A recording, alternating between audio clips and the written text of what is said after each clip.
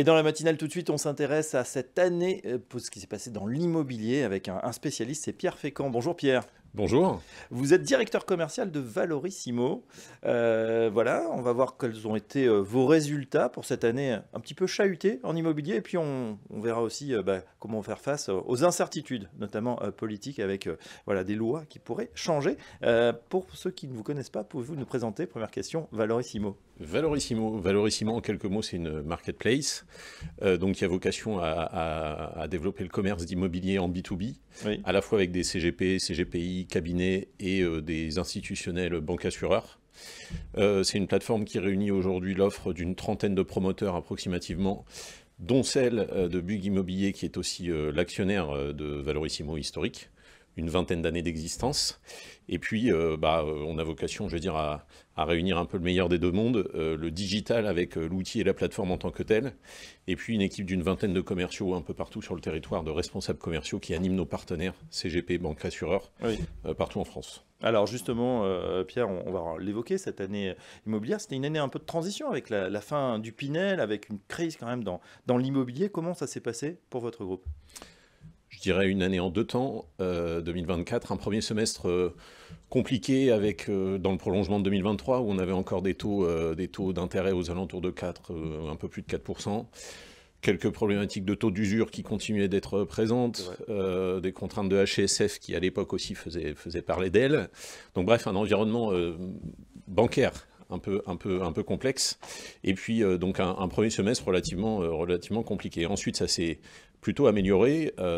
Évidemment, la baisse des taux que tout le monde a à l'esprit, qui se poursuit. Et donc une solvabilité des ménages qui s'est de nouveau améliorée, un pouvoir d'achat immobilier qui s'est restauré. Et on a fait un bon deuxième semestre avec, je vais dire, principalement deux grands axes de développement.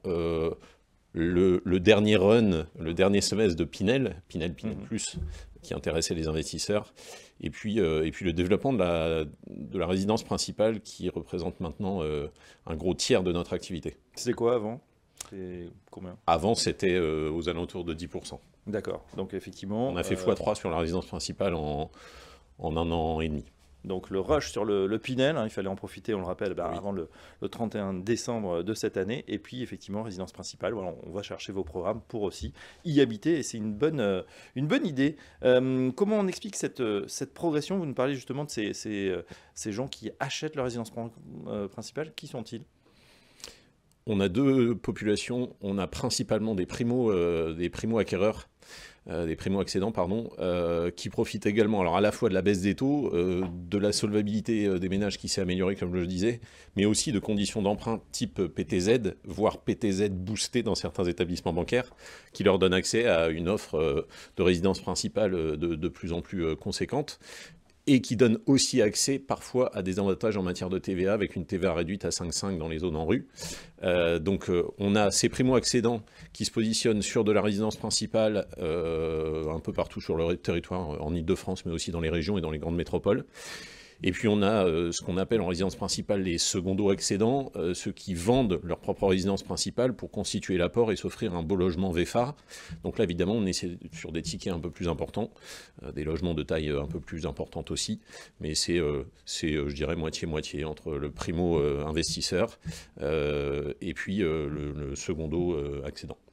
Très bien, bon, ça vous a pas échappé, on a eu des turbulences au niveau politique et ça bouleverse bien évidemment tout ce qui est budget, tout ce qui est projet de loi de finances, certaines règles ou certaines nouvelles lois qui devaient passer, ou peut-être des aménagements, notamment sur le LMNP. Là, tout est gelé. Comment vous préparez à ces échéances ou plutôt cet état de fait pour 2025?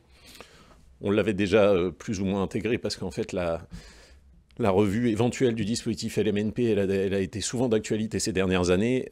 À date, si ce n'est pour le LMNP en résidence de tourisme, on n'a pas de bouleversement majeur.